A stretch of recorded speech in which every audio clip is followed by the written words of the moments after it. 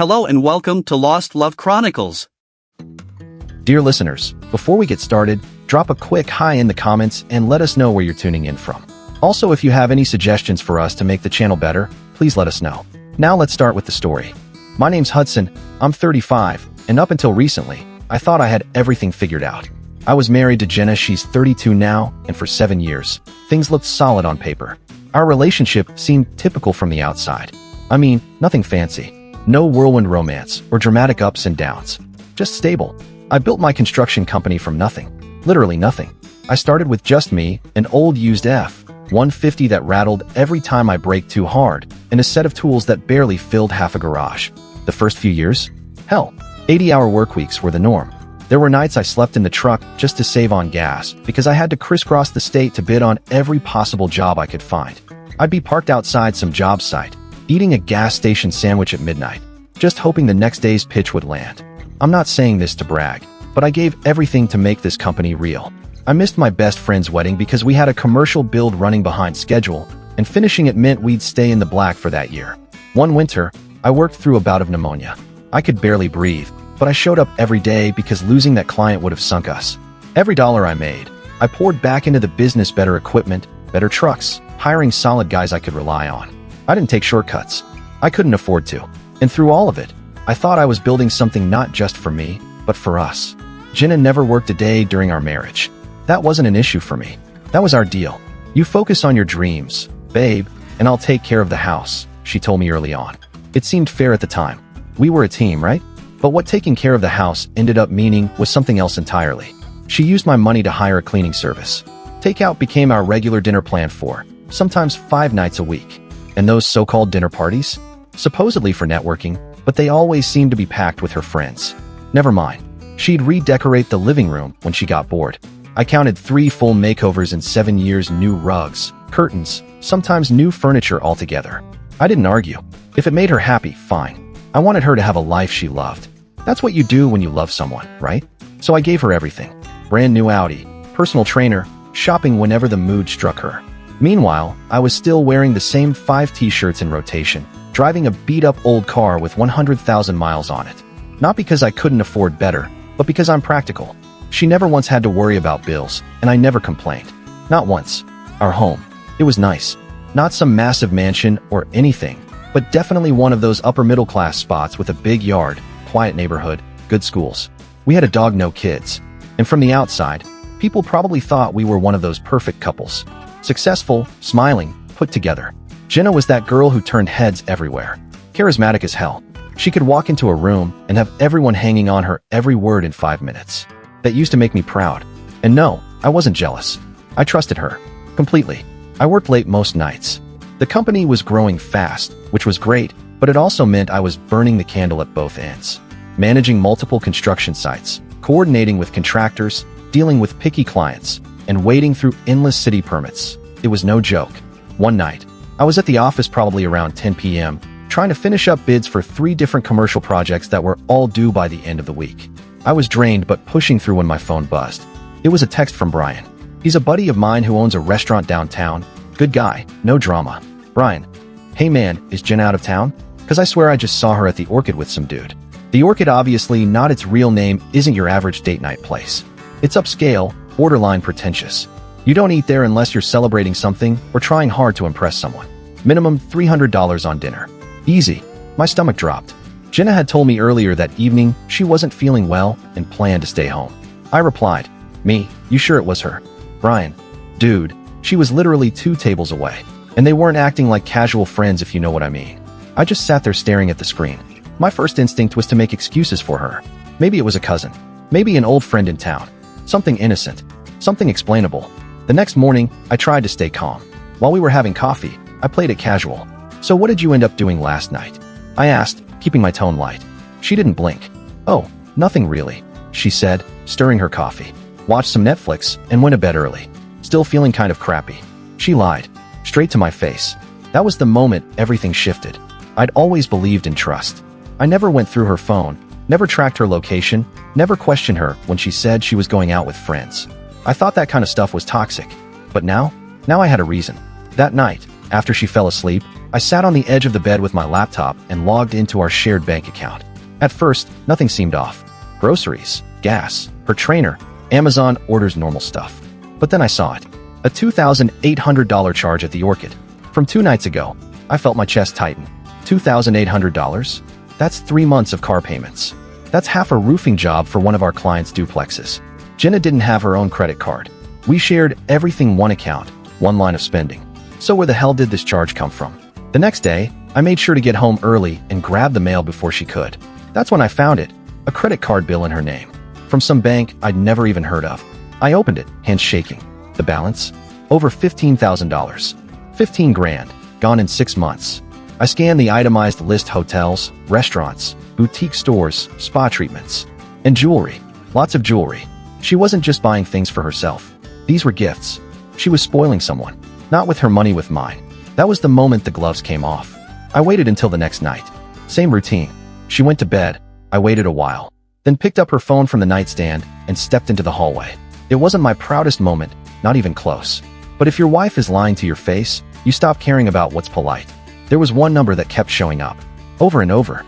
Always late at night, or at random times during the day. The calls were always wiped from her call history. Amateurs do that kind of thing. What Jenna didn't realize is that they still show up on the phone bill. I logged in, pulled up the records, and there it was, one number, repeating over and over. Late at night, middle of the afternoon, random hours. Always him. One afternoon, while she was out running errands, I dialed the number. It rang once, then went straight to voicemail. Hey, you've reached Miles. Leave a message. Miles? Who the hell was Miles? For a second, I seriously thought about leaving a message. Hey Miles, this is the guy whose wife you're banging, just thought we should connect.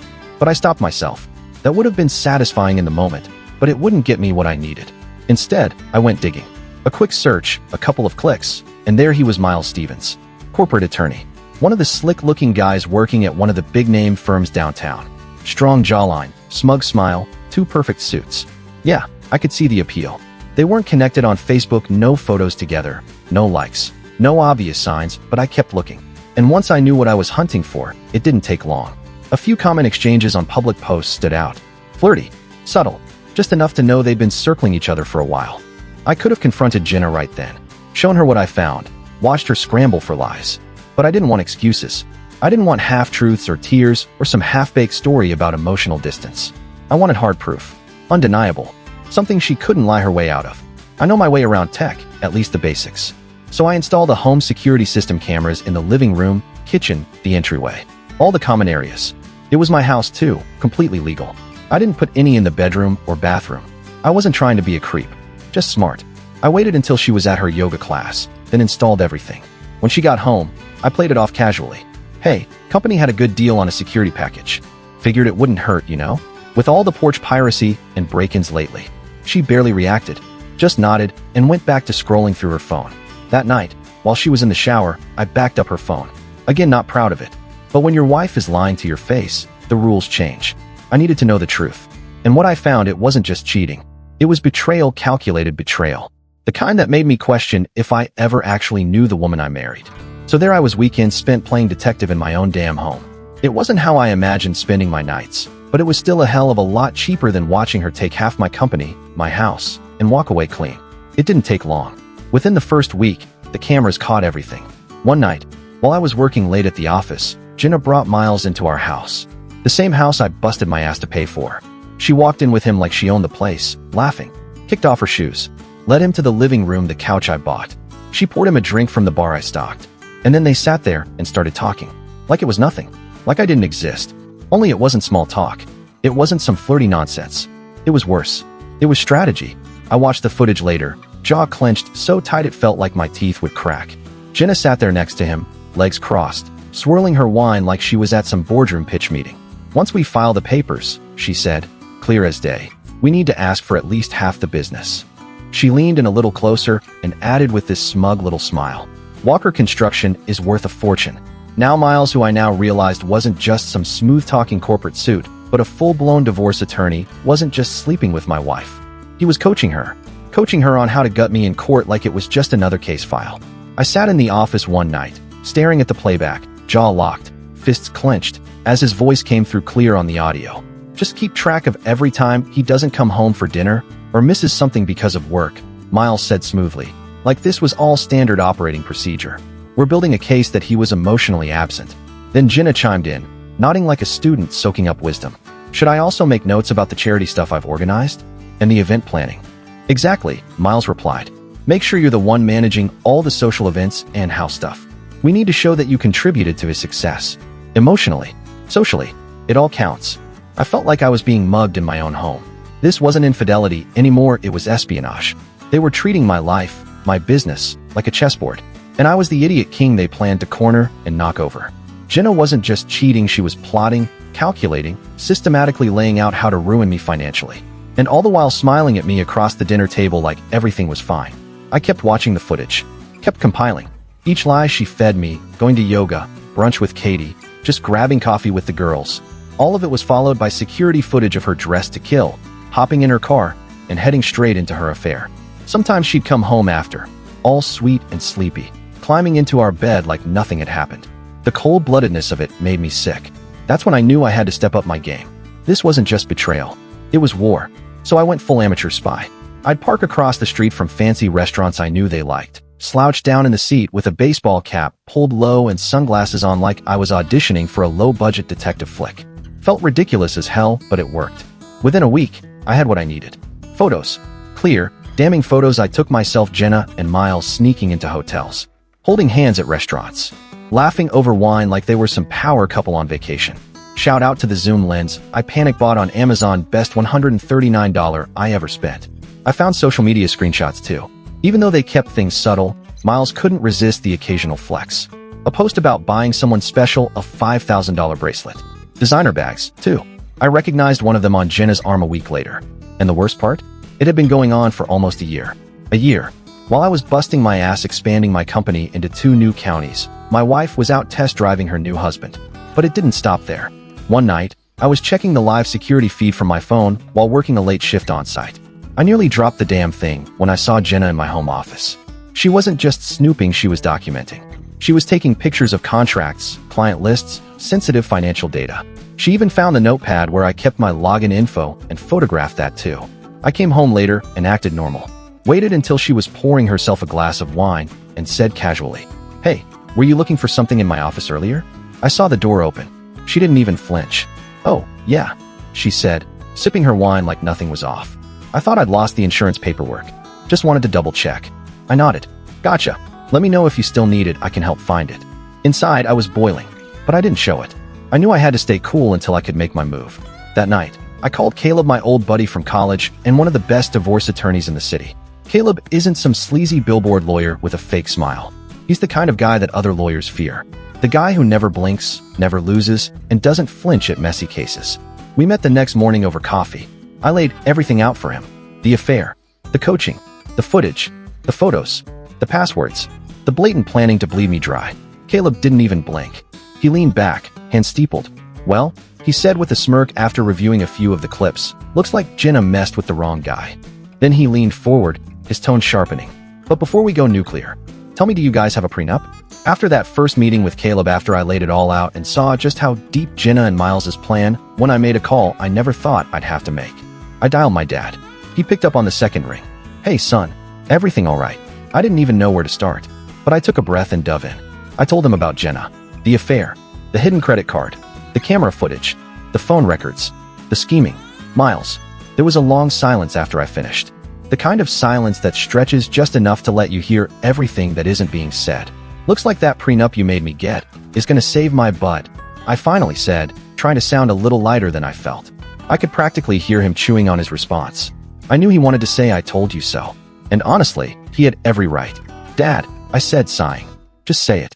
You were right." He let out a small chuckle, but it wasn't the kind that comes with a smirk. It was bitter. "Son, I've never wanted to be wrong about something so badly in my life." That hit harder than I expected. He wasn't rubbing it in, he was just sad. Sad his kid was going through this. Then the old man shifted gears into full-on dad mode, voice firming up, dropping wisdom like he always does when I need it. "You know, I went through something like this years ago," he said. "Not with your mom, she's still the only woman who can put up with me for 45 years. He chuckled again, softer this time. "It was my old business partner," he went on. "Guy tried to gut me after years of building together. Thought he could just take what we made and start fresh without me. People like that, they're out there. But you never expect it to be someone you sleep next to every night. That line, it hit me in the chest. Because he was right. I'd have bet everything on Jenna's loyalty. Turns out I almost did. That's when it really sank and we did have a prenup. I remembered the day I brought it up. My business was just barely off the ground back then. A couple of guys, a beat-up truck, some tools, and more hustle than sense. But Dad insisted. He'd seen too much. Been through too much. He made sure I didn't walk into marriage blind. I remember sitting with Jenna at this little cafe downtown, palms sweating, heart thudding in my chest. I hated even bringing it up. I didn't want her to think I didn't trust her. But when I finally got the words out, she just smiled, took a sip of her latte, and said, "Sure, whatever. It's just a piece of paper, right?" Then, like it was nothing, she flipped her phone around and started showing me pictures of wedding venues. At the time, I thought it meant we were solid. That she didn't care because she wasn't in it for the money. She signed it easily, smiled the whole time, like she was doing me a favor by humoring my dad's old-school paranoia. I'd almost forgotten about that prenup, because I never thought I'd need it.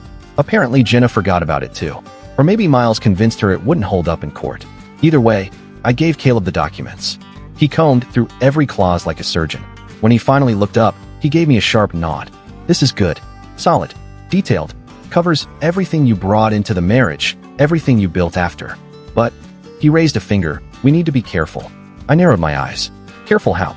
"If she can prove emotional abuse or abandonment," Caleb said, tapping the file with his pen, "a judge might throw this out, especially in a sympathetic court. So we can't give her anything she can use against you." And that's when we started mapping it out. We'd let her think the plan was working. Let her and Miles feel comfortable. I'd keep playing the part of the clueless husband. Keep going to work. Keep smiling. Keep sleeping next to the woman who was plotting to destroy me. All while Caleb and I quietly, methodically, prepared our counterattack.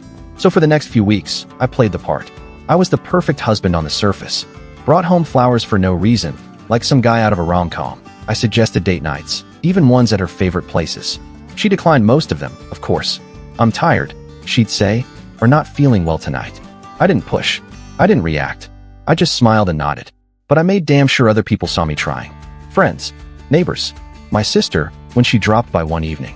All witnesses to the man who was trying to save his marriage.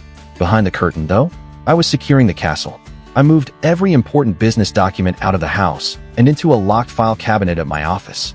I changed every password, banking, cloud storage, emails, everything. I opened a separate bank account under my business name and started slowly shifting certain liquid assets legally. Mind you, with Caleb's green light. Everything would be fully disclosed during the proceedings. I wasn't hiding anything from the court, just from Jenna. I also kept documenting everything. Every time she claimed to be at yoga and was actually sipping wine with Miles at some rooftop bar, logged. Every time she withdrew a suspiciously large amount of cash from our joint account, screenshotted and logged.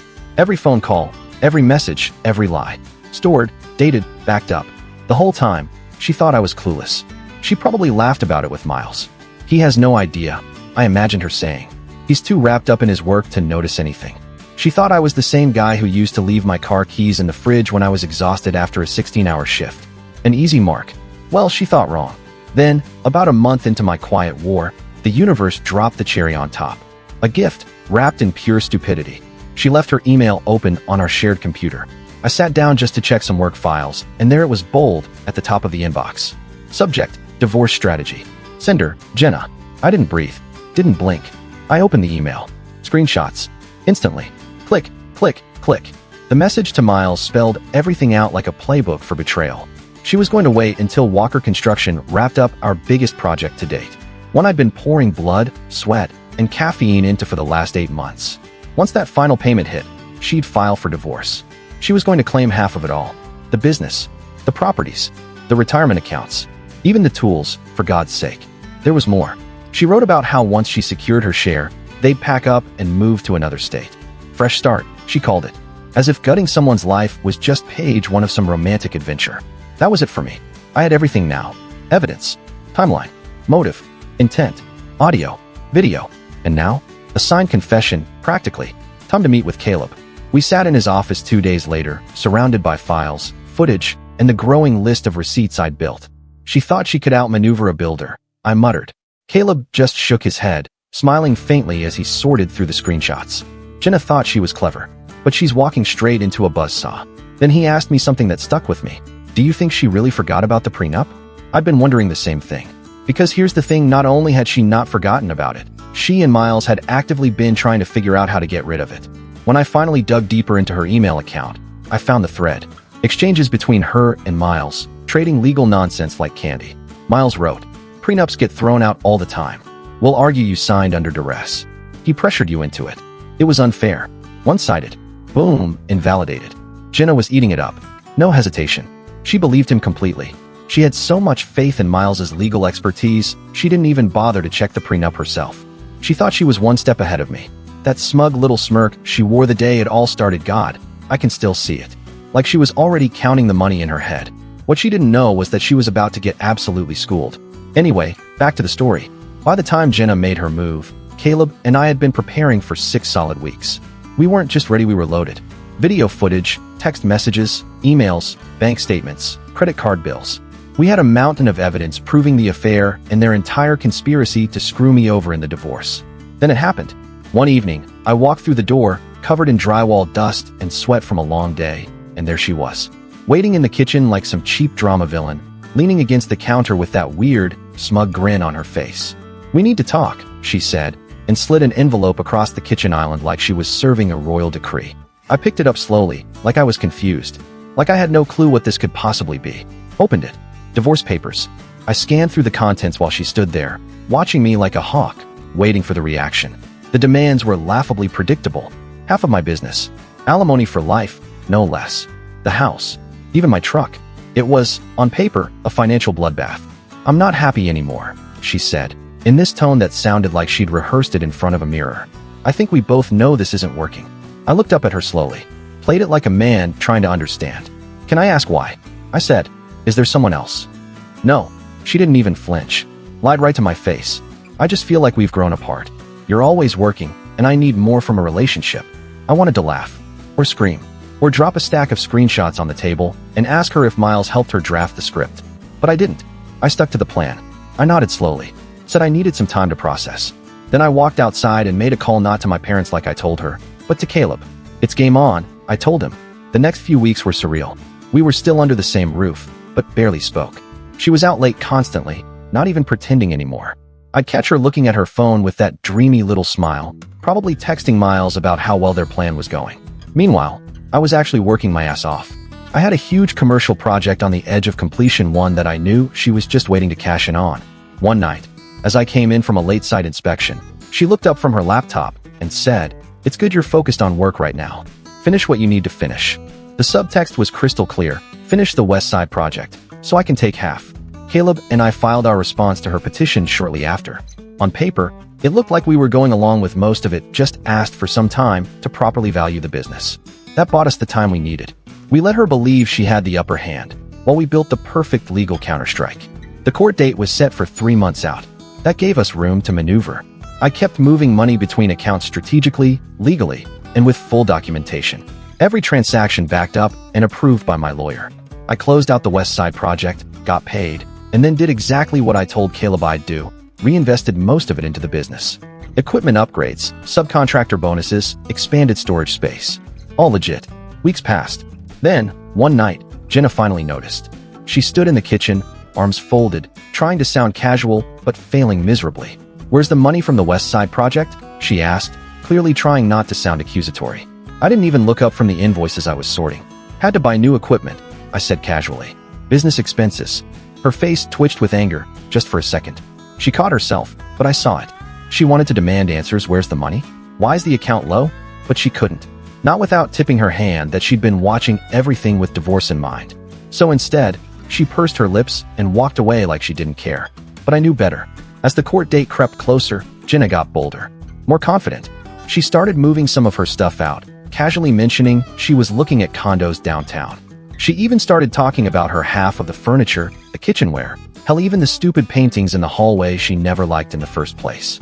She was already spending money she didn't have yet. That's how sure she was.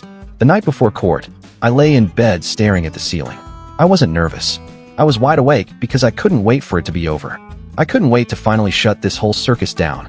I just wanted to see the look on her face when it all came crumbling down. That morning, Jenna spent 2 full hours getting ready. Hair done, Makeup flawless, some expensive blazer and skirt combo she must have bought just for the occasion with my money, of course. She looked like she was walking into a business meeting where she was about to close a multi-million-dollar deal. Poor thing. Had no idea she was dressing up for her last happy day. We drove separately. I pulled into the courthouse lot and spotted her right away standing outside with Miles. They were huddled together like high schoolers planning a prank. As soon as Miles noticed me walking up, he peeled off and disappeared inside. Coward couldn't even look me in the eye. Inside, it was quiet and tense. Jenna sat on one side of the room with Miles, both of them all buttoned up and smug like they'd already won. I sat on the other with Caleb. Calm. Ready. Jenna kept glancing over at me with this little half-smile. That smug, pitying look like she was thinking, you poor idiot. You don't even know you're about to lose everything. Let her smile. Then the judge entered, a sharp-eyed older woman with silver hair pulled into a bun and a no-nonsense expression. She looked like she'd seen it all and didn't suffer fools gladly. She called the court to order. Miles stood up first, adjusting his jacket like he was about to walk onto a movie set. Your Honor, he began, putting just enough sadness into his voice. My client has been left financially stranded due to Mr. Walker's selfish actions. I clenched my jaw so tight it ached. I bit down hard enough on my tongue I wouldn't be surprised if I drew blood. Miles kept going. She dedicated years of her life to supporting this business, only to be cast aside when it became successful. What a joke. Jenna hadn't set foot on a job site. She didn't know how many employees I had. Couldn't name one of them. Never answered the phone for clients. Never picked up a tool. Never helped quote a job. Nothing. She gave up career opportunities, Miles said, practically mourning into the microphone. She provided emotional support. She maintained the home so Mr. Walker could focus on his work. That one actually made me laugh a little quietly, to myself. If by emotional support he meant passive-aggressive comments about me working too much and spending too little, then sure, I was swimming in it. Then came the punchline. As compensation for her contributions to the marriage, he said, now shifting into gear, my client is requesting half of Walker Construction, currently valued at approximately $4.2 million. Additionally, the marital home valued at $850,000, monthly alimony of $11,200, and various other assets, including investment accounts. I watched Jenna out of the corner of my eye. She was nodding along slowly like the judge was just supposed to rubber stamp all of it. The total? It would have gutted me, bankrupted me. Everything I'd built since I was 24 years old would have been split, handed over, and burned to the ground. Miles closed his statement like he was unveiling a masterpiece.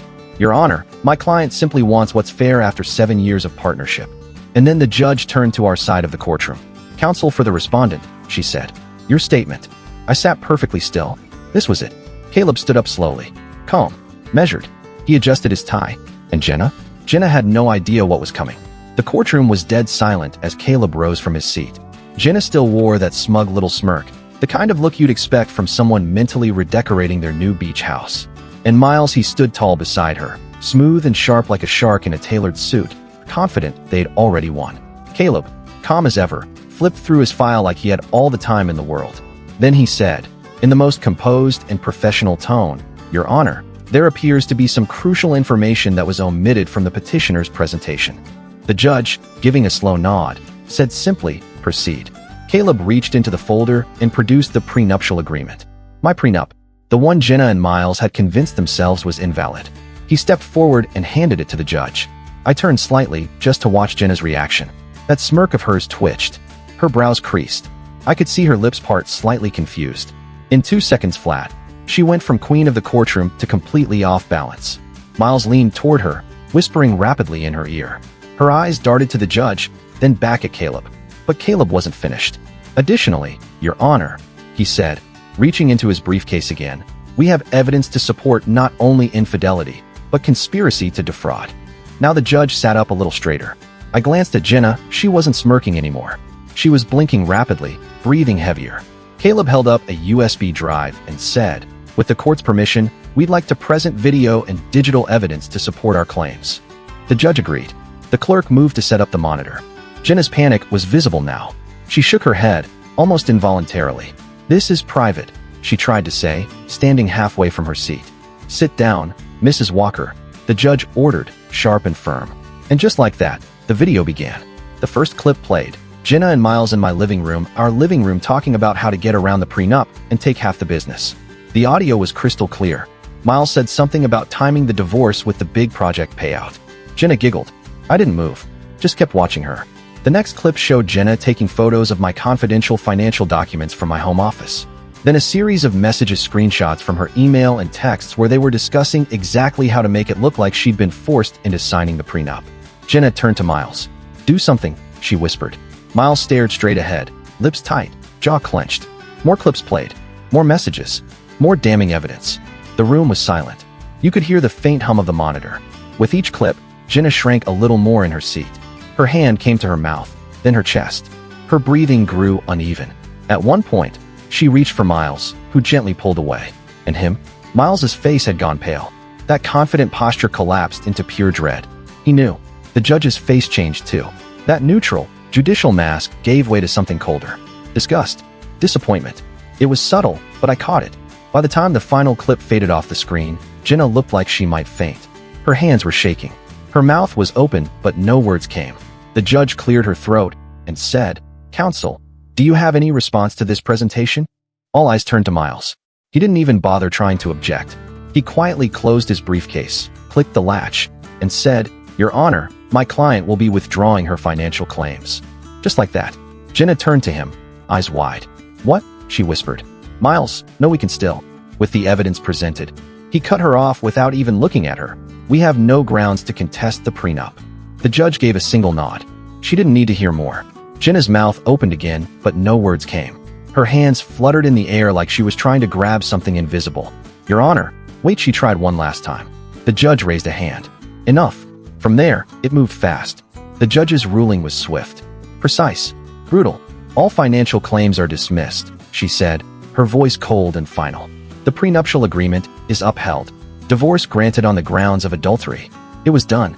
Jenna would walk away with exactly what the prenup outlined. Her personal belongings and a small settlement.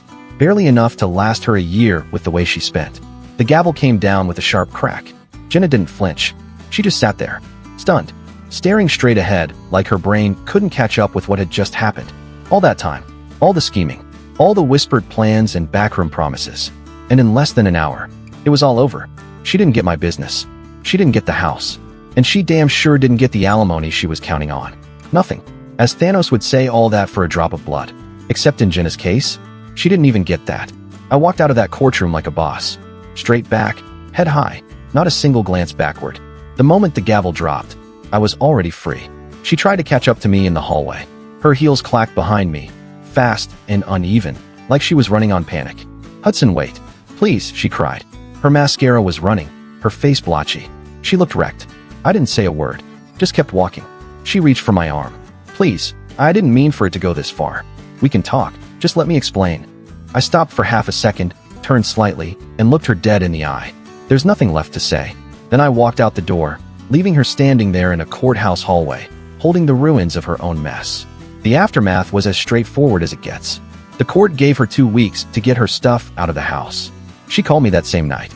First it was crying, "I'm sorry, I messed up, please talk to me." Then it turned to apologizing, then threatening.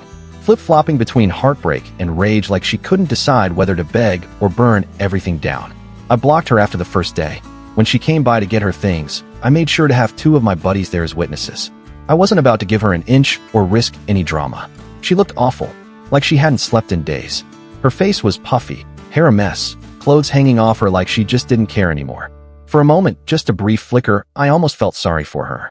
Almost. Then I remembered the video of her and Miles laughing in my living room. I remembered her pawing through my files, plotting to steal the life I built. Any shred of sympathy vanished on the spot. She took her clothes, her jewelry, and whatever personal items she could fit.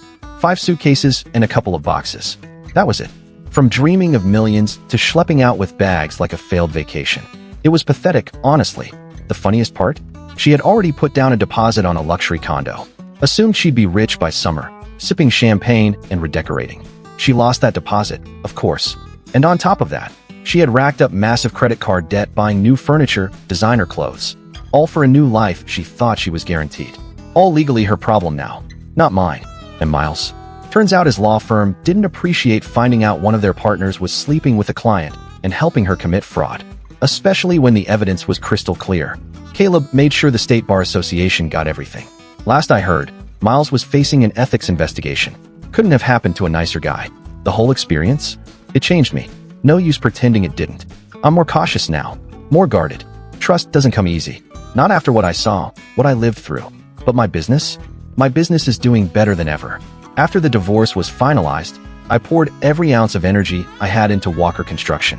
Landed 2 major commercial contracts within 6 months. Brought on new hires. Expanded our reach. I even sold the house, couldn't stand being in that place anymore. Too many memories soaked into the walls like mold. I bought a smaller place closer to my main office. Not as fancy, but it's mine. Every brick, every tile, every key mine. Some friends tried setting me up a few months later. I gave it a shot. Went on a couple dates. But I wasn't really into it. Couldn't relax. Couldn't shake the instinct to second-guess everything. That kind of betrayal doesn't just wear off. Maybe someday. But not now. For now, I'm good. Focused. Building something solid. Something honest. And actually, I'm pretty damn good. Oh, and I got a dog. Named him Pickle. Wasn't a planned addition to my life. 2 months after the divorce was finalized, I was at a job site checking on a foundation pour normal day. Nothing out of the ordinary when this mangy little mutt wandered onto the property. He was a mess. This weird greenish-brown color from rolling around in God knows what. Skinny as heck, ribs showing. One of my crew reached for a stick to shoo him off. I got it, I said, waving the guy off. I knelt down and tore off a chunk of my sandwich. Here, buddy. The little guy inched closer, cautious, then snatched it like he hadn't eaten in days. He just sat there after, staring up at me like I'd handed him the keys to the kingdom. No collar, no tag. Later that day, I took him to the vet. Still smelled like something fermented. Turned out the stains all over him weren't pickle juice like I'd first joked, but algae from the creek behind the construction site. They eventually wore off, but by then, the name had already stuck, Pickle. Vet guessed he was about 2 years old, some oddball mix of terrier, maybe a bit of chihuahua, and probably half raccoon from the looks of him. No microchip. No signs anyone was looking for him. I hadn't planned on keeping him. I'm just cleaning him up, I told myself. Get him ready for a shelter or something. That's it. But that first night, I was on the couch, flipping through emails when he hopped up beside me. Climbed right onto my leg, gave this long, exaggerated sigh like life is hard, then passed out cold. And that was pretty much it. Game over. Pickle sleeps in my bed now. Jenna would have lost her mind over that. She used to harp on about dog boundaries like she was raising show poodles in Buckingham Palace. Pickle doesn't care. He comes to work with me most days, rides shotgun in the truck, his head out the window like he owns the road. Clients love him. Makes people smile. And somehow he's got this bizarre talent for finding stuff. Dropped screws? Misplaced measuring tapes? If it hits the dirt, Pickle's on it. He's probably saved us hours of scavenger hunts on job sites. But the best part? Pickle doesn't give a damn about my bank account. After years of Jenna making everything about money, vacation budgets, brand names, how I presented to her friends, there's something almost holy about a relationship measured in tennis balls and belly rubs. 3 months after everything, Jenna tried to reach out again. She sent this long, rambling email. Talked about how she'd changed, how she realized what she lost. I didn't respond. Some things can't be fixed. Some bridges? They burn for a reason. It's been about 6 months now since the divorce was finalized. I still hear about Jenna now, and then mutual friends, gossip here and there. Word is she moved back in with her parents for a while. Got some job at a boutique. Not exactly the high society divorcee she'd been imagining. As for me, life goes on. I'm even thinking about taking a vacation for the first time in years. Somewhere warm, somewhere quiet. Beaches, no cell service, just me and Pickle. And it's been a year and a half since the divorce now. Figured I'd share where things stand today. First off, my business has actually grown like crazy since all this went down. It's like the moment Jenna stopped draining my bank account, and more importantly, my mental energy, I could finally breathe. Focus. Really lock in on what miles is. We've expanded into 3 new counties. Even opened up a second office. That one felt huge, standing in the new space with freshly painted walls and my name on the door, knowing it was all mine. No one riding my coattails or scheming behind my back. I've got almost 40 employees now. People who actually want to be there. And we're booked solid with projects for the next year and a half. It's almost overwhelming in the best way possible. But here's the kicker, the revenge part of this story isn't quite over. Remember how my lawyer Caleb sent all the evidence to the State Bar Association? Yeah, turns out helping your girlfriend defraud her husband while actively sleeping with her doesn't look great to the folks who hand out law licenses. After a pretty lengthy investigation, Miles got his license suspended for 18 months. 18 long months of no courtroom drama, no fancy suits, no shady representations. No idea how he's paying his bills now. But frankly, not my problem. As for Jenna, most of what I've heard comes through the grapevine. I don't go looking, but people talk. Apparently, after the courtroom disaster and moving back in with her parents, she decided to reinvent herself. Started an Instagram account. Tried to become some sort of lifestyle influencer. Yeah, Jenna, the same woman who once turned her nose up at those people online, was now hustling selfies and discount codes. She started promoting boutiques and tagging local businesses in every post. Last I checked, maybe 2,000 followers. That's being generous. Word is she's been begging for free stuff in exchange for exposure. Pretty sad. This is someone who used to walk through high-end stores with her card out before she even picked something up. Someone who didn't blink at dropping $5,000 in an afternoon. And now, chasing freebies and likes. But honestly, the most satisfying part didn't come from watching her fall. It came from watching their fake little fairy tale implode. A mutual friend told me Jenna and Miles tried to make it work after everything settled. Moved in together, some crappy apartment in a bad part of town. Didn't even last 3 months. They had a massive blowout. Apparently, once the money dried up, so did their love story. Big surprise. Miles, true to form, cheated on her. With some paralegal from his old firm. Poetry. In motion. Last month, I finally took that beach vacation I'd been talking about for years. Hawaii. 2 whole weeks. Left my laptop at home. Didn't even touch work emails except twice, and only because I was bored on the plane. Guess what? The business didn't collapse. The world didn't end. And I remembered what it felt like to actually relax. To sit in the sun, drink something cold, and not worry about betrayal or lawsuits or people trying to steal what I built. Life isn't perfect now, but it's good. I work hard. I'm surrounded by people I trust. I'm building something real, something meaningful, not just in my business, but in my personal life too. And at the end of the day, that's worth more than any amount of money Jenna tried to take from me. Dear listeners, please share your thoughts in the comments section below, and don't forget to like, share, and subscribe.